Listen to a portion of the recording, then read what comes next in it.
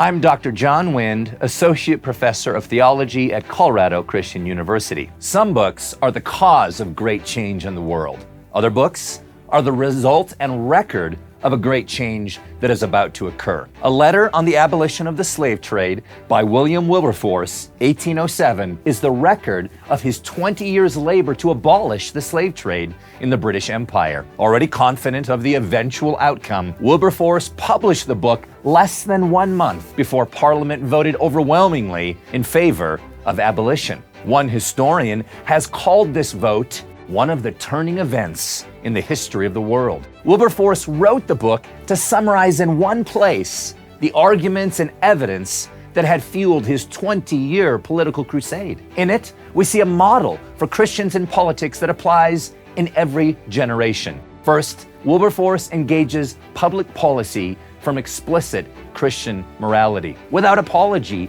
Wilberforce speaks in Parliament as a Christian, which even in that time and place was not always welcome. He begins and ends the book warning his nation of their accountability to God and the danger of falling under God's judgment for the slave trade. Throughout the book, Wilberforce continually portrays the slave trade as the abominable evil that it is. We too should engage public policy from explicitly Christian morality.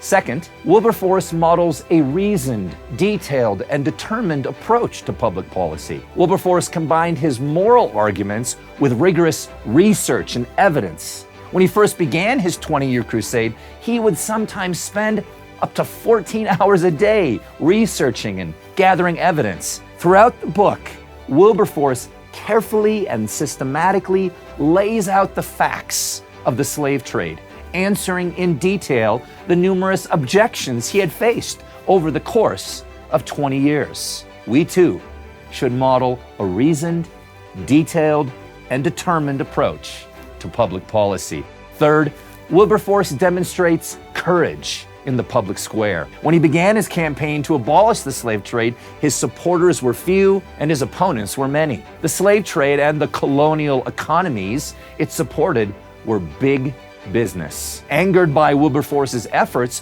one slave ship captain challenged him to a duel, and multiple others threatened to kill him. Yet throughout the book, Wilberforce directly takes on the economic arguments of his opponents, arguing that abolition will actually improve the economic system. But even if not, he declares with bold moral clarity that the slave trade is a most enormous crime rather than commerce.